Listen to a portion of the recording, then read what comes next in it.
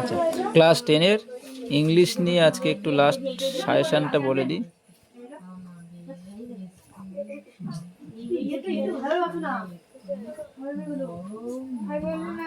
English নিয়ে last একটা সাজেশনটা দিই। আমরা জানি প্রথম সাবমিট এভ্যালুয়েশনের ক্লাস 10-এর 4টে লেসন পরীক্ষা হয়। সিন আমাদের লেসন কটা আছে? 1, 2, 3 এবং 4, এই 4টে লেসন পরীক্ষা হয় সিন থেকে, তাই তো? 4টে লেসন থেকে আমরা জানি প্রথমে সিন দেবে, যে কোনো একটা লেসনটা তুলে দেবে, তার কিছুটা অংশ তুলে দেবে, সেখান থেকে প্রশ্ন থাকবে, ট্রু ফলস থাকতে পারে। কী কী থাকতে পারে? যেমন ট্রু ফলস থাকতে পারে, কিংবা একটা চার্ট দেবে, কিছু ইনফরমেশান টেক্সট থেকে পূরণ করতে হবে।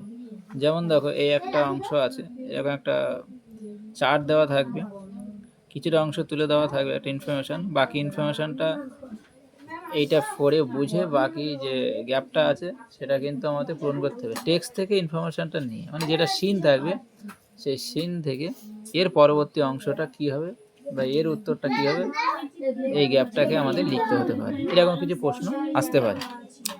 কিংবা যে ট্রু ফলস লিখছো তার সাপোর্টিং সেন্টেন্স একটা কিন্তু টেক্সট থেকে তুলে দিতে পারে। এ ধরনের প্রশ্ন কিন্তু আসে। এখন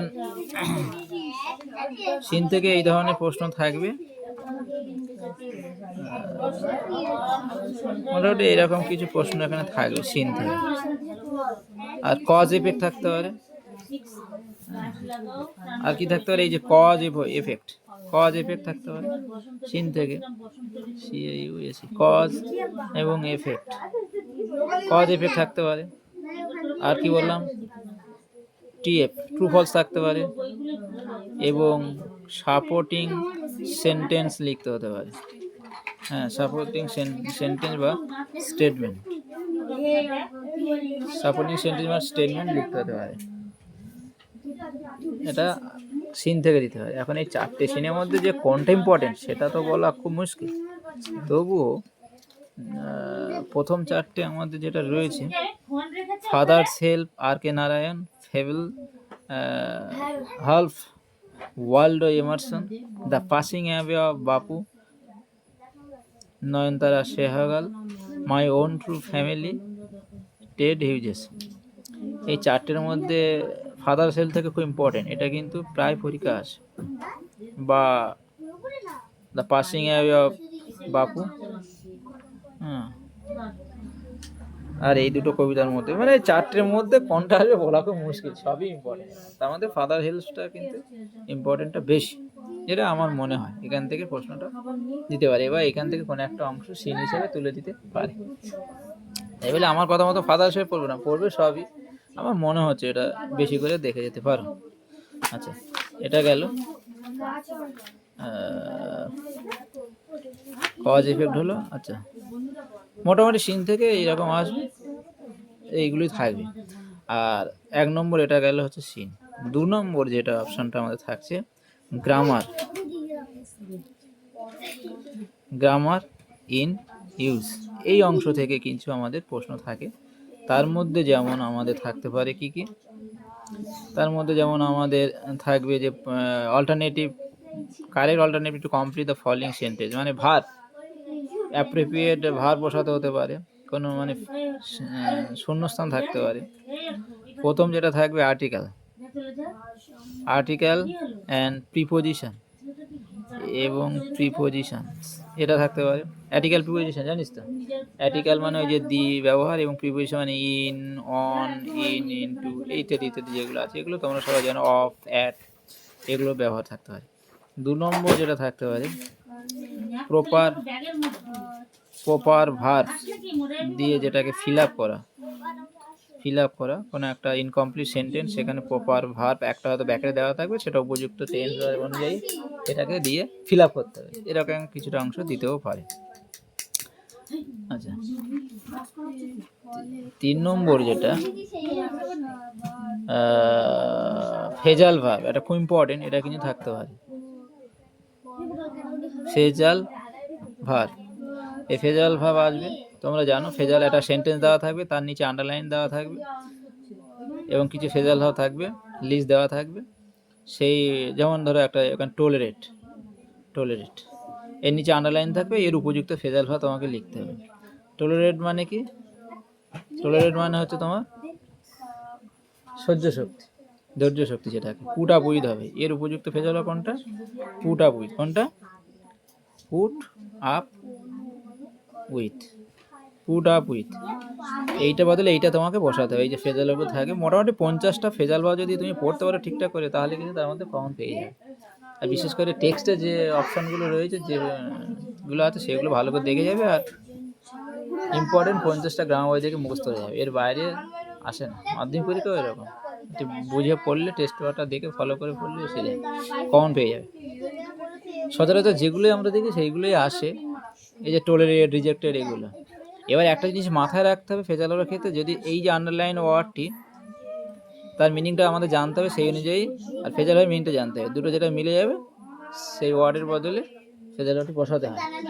এখন এই অংশটি মানে যেটার নিচে আন্ডারলাইন করা থাকে যে ওয়ার্ডটির নিচে, সেই ওয়ার্ডটি যদি ফার্স্ট টেন্সে থাকে, তাহলে মাথায় রাখতে হবে যে ফেজাল ভাবটা যেটা বসাবো সেটাও যদি ফার্স্ট টেন্সে করে নিতে হবে। এইটা আমরা ভুল করি অনেক সময়, জানি ও টলারেট পুটা বই বসিয়ে দিলাম, কিন্তু দেখতে হবে যে এটা কোন টেন্সে আছে। ফেজাল ভাবটা কিন্তু সেই টেন্সে নিয়ে গিয়ে বসাতে হয়। যাক, এই ফেজাল ভাবটা আসতে পারে। তারপরে যেটা আরও থাকতে পারে, প্রথম ইউনিট টেস্টের জন্য গ্রামার সবসময় টেক্সটটা ভালো করে ফলো করো, টেক্সট থেকে বেশি আসবে। হ্যাঁ, আর একটা যেটা থাকতে পারে,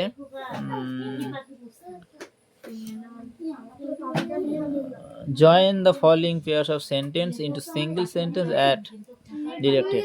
তার জয়নিং একটা ইম্পর্টেন্ট। আর একটা থাকবে জয়নিং পড়তে পারে, মানে দুটো সেন্টেন্স থাকবে, তাকে কি করতে হবে? জয়েন করতে হবে। পেয়ার অফ সেন্টেন্সকে জয়েন করতে হবে, মানে সিঙ্গেল সেন্টেন্স করতে হবে।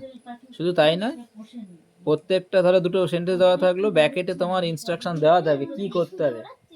হয়তো কোথাও দেওয়া থাকলে ইউজ প্রিপোজিশন উইথ জেরান্ড, একে দিয়ে দুটো বাক্যকে জয়েন করতে হবে, মূলত জয়েন, কিন্তু কিভাবে জয়েন করবে সেটা ব্র্যাকেটের নির্দেশ দেওয়া থাকবে, সেই ইনস্ট্রাকশন অনুযায়ী কিন্তু জয়েনটা করতে হবে। যেমন কোনো দুটো বাক্য দিল, দেওয়ার পর বলছে ইউজ নাউন ইন অ্যাপোজিশন, তাহলে কি ব্যবহার করতে হবে? নাউন ইন অ্যাপোজিশন দিয়ে কিন্তু দুটো স্বাধীন বাক্যকে জয়েনিং করতে হবে। বা বলতো ইউজ ইনফিনিটি দিয়ে দুটো জয়েন করতে হতে পারে, বা ইউজ নমিনেটিভ অ্যাবসোলিউট, এটা দিয়ে জয়েন করতে হবে, বা ইউজ অ্যাডভার্বিয়াল ফ্রেজ, এগুলো দিয়ে কিন্তু জয়েনিং করতে হতে পারে। এগুলো কিন্তু একটু মাথায় রাখতে হবে। এবং টেক্সটের সব রয়েছে তোমাদের, টেক্সট 25 যে পেজ নম্বর 25, এই পেজে যে অংশটি আছে সেটা ভালো করে পড়ে নেবে। এখান থেকে কিন্তু একটা প্রথম ইউনিট টেস্টে আসবে। আচ্ছা, এটা তো গেল একটা দিক। এবং 27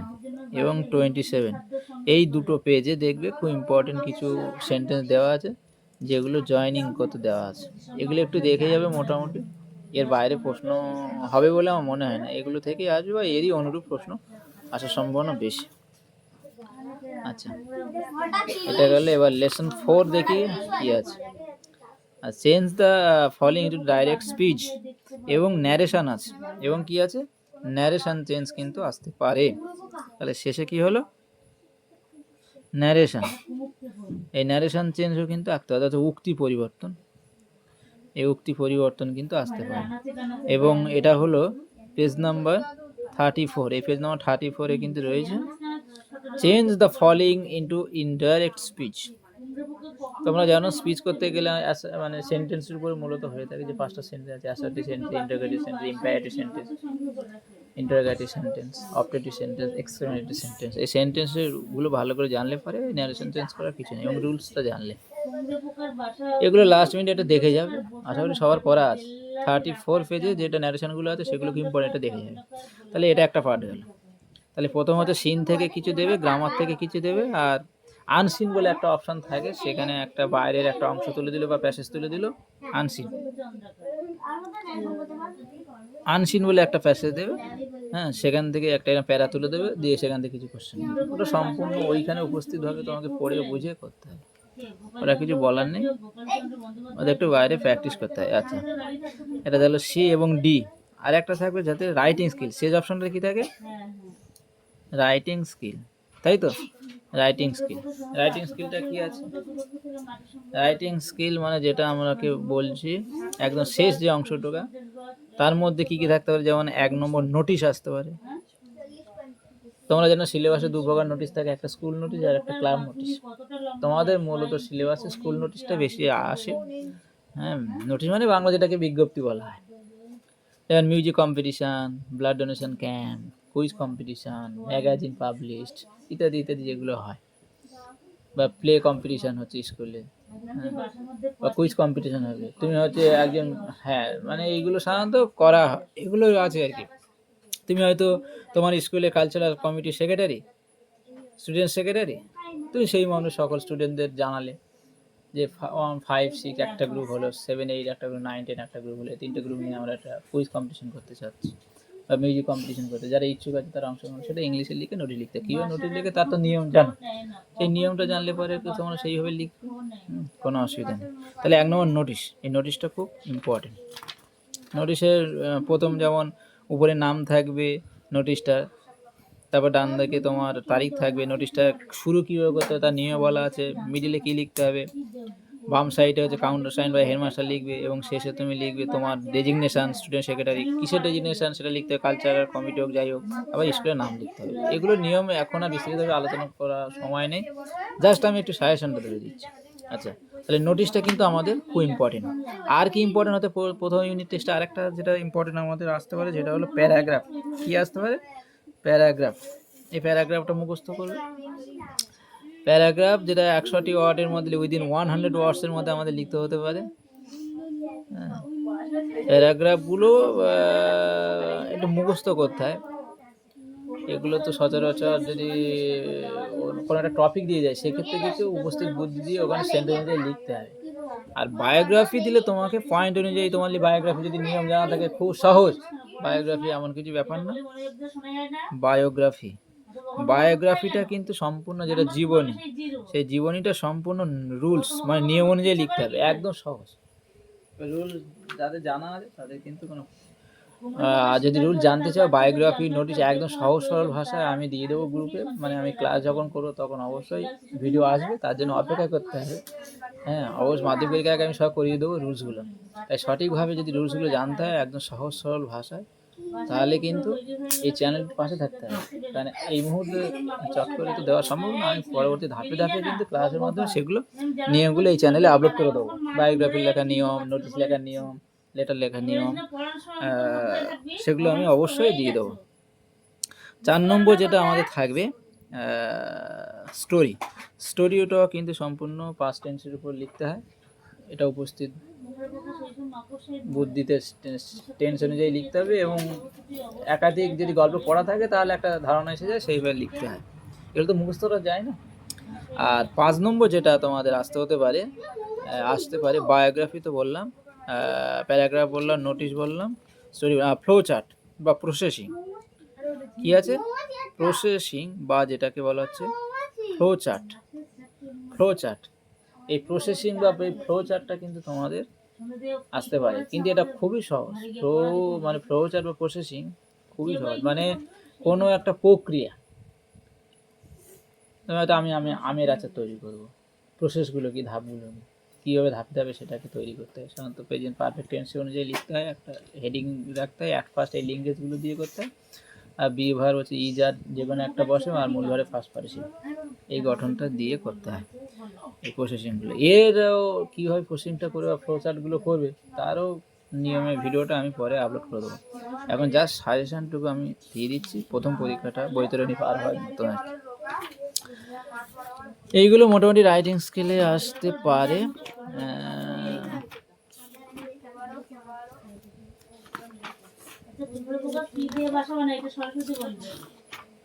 মোটামুটি এইগুলোই তো আমি দেখতে পাচ্ছি।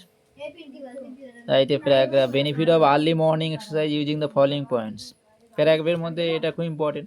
এই যেমন তোমাদের বইয়ে একটা দেওয়া আছে, benefit of early morning exercise. এই যে সকাল সকাল ওঠাটা কতটা স্বাস্থ্যের পক্ষে তোমাদের সুবিধা এনে দেয়। বেনিফিটগুলো কী কী আছে, সুবিধাগুলো কী কী আছে, এর উপরে আসতে পারে, এটা খুব ইম্পর্টেন্ট, এটা করবে। এখানে একটা চিঠিও দিয়েছে, write a letter to your friend. বন্ধুর কাছে চিঠি লিখতে হবে, কি জানিয়ে তাকে advising him or her to visit the public library in her or his locality as frequently as possible. মানে একটা লাইব্রেরি তৈরি করার জন্য প্রত্যেকটা এলাকায় এটা করতে পারো, এটা খুব ইম্পর্টেন্ট আছে। তারপরে write a letter to the, এটা খুব ইম্পর্টেন্ট, এই এডিটরের কাছে চিঠি যেটা, write a letter to the editor of newspaper about the problems faced by commuters due to reckless driving of public vehicles. এই যে পাবলিক যে যে আমরা রাস্তায় যে গাড়িগুলো চলে, তারা যে মানে বেপরোয়া যে ড্রাইভিং করে, তার প্রতিবাদ জানিয়ে এবং কী কী সমস্যাগুলোর সম্মুখীন আমরা হই তার কারণে, তার অভিযানে তুমি একটা এডিটরের কাছে নিউজ পেপার সেটা অ্যাড দিতে হবে। এই যে দ্রুত অতিরিক্ত বেগে গাড়ি চালানোর ফলে যে অ্যাক্সিডেন্টগুলো হয়ে থাকে রাস্তায় পাবলিক ভেহিকেল, সেগুলো যদি না করা যায় তার একটা অভিযোগ জানিয়ে কাকে একটা চিঠি, এডিটর নিউজ পেপার, সাংবাদিকের কাছে চিঠি, এটা খুব ইম্পর্টেন্ট, এইগুলো আসতে পারে। এবং এখানে একটা করিয়ে দেওয়া আছে, আর একটা আছে ইররেগুলার ক্লিননেস অফ গার্বেজ। এই যে আমরা ময়লা যেখানে সেখানে যত ময়লা স্তূপ জমে আছে সেগুলো আমরা পরিষ্কার করি না, যেটা কিন্তু আমাদের খুবই ক্ষতি হতে পারে। কী ক্ষতি হতে পারে তার একটা চিঠি জানিয়ে এডিটরের কাছে একটা চিঠি দিতে হবে। এটা অলরেডি আমাদের এখানে করে দেওয়া আছে, এটা একটু দেখবে, এখানে এই যে করে দেওয়া আছে, এটা একটু লক্ষ্য করে দেখবে, এটা খুব ইম্পর্টেন্ট আছে। আচ্ছা, আর যেটা বলার মোটামুটি এই হচ্ছে আমাদের প্রথম ইউনিট টেস্টের জন্য যে 4টে অধ্যায়, এই প্রশ্নগুলোই আসবে এবং এর বাইরে আসবে না। টেক্সট বইটা ভালো করে পড়লে, এই যে সিনের কথা বললাম, গ্রামার কথা বললাম, আর রাইটিং স্কিলের মধ্যে এইগুলো আসবে। তা রাইটিং স্কিলের মধ্যে যেটা আমরা দেখলাম আপাতত, লেটারটা খুব ইম্পর্টেন্ট আছে, লেটার, নোটিশ, আর স্টোরি এবং প্যারাগ্রাফ, এই 4টে খুব ইম্পর্টেন্ট। তোমার প্রসেসিং তো খুব একটা এখানে নেই, দেখলাম নোটিশটা আছে একটা, যেটা মিউজিক কম্পিটিশন একটা দিয়েছে, আর দেখলাম নোটিশটা দেখলাম, আর একটা যেন দেখলাম, হ্যাঁ, আর যেটা হলো তোমার চিঠি বা এডিটর লেটার, লেটারের কাছে চিঠিটা আমরা কিন্তু দেখলাম। এইটা লেটারের কাছে খুব ইম্পর্টেন্ট, এই যে অভিযোগ জানিয়ে যে চিঠি দুটো দেবে, সে তার মধ্যে একটা আসবে, একটা হচ্ছে ওই যে ময়লা স্তূপ, সেটা পরিষ্কার পরিচ্ছন্ন করা, আর একটা হচ্ছে যে ওই রিকলেস ড্রাইভিং, বেপরোয়া গাড়ি চালানো, তার প্রতিবাদ জানিয়ে সংবাদপত্রে এডিটরের কাছে বা সাংবাদিকের কাছে চিঠি। তাহলে বন্ধুরা এইগুলো প্র্যাকটিস করে দ্রুততার সঙ্গে, আমাদের খুব পরীক্ষা এসে গেছে, 2 দিন পরে পরীক্ষা, এইগুলোই প্র্যাকটিস করতে থাকো। আপাতত প্রথম পরীক্ষা ছিল।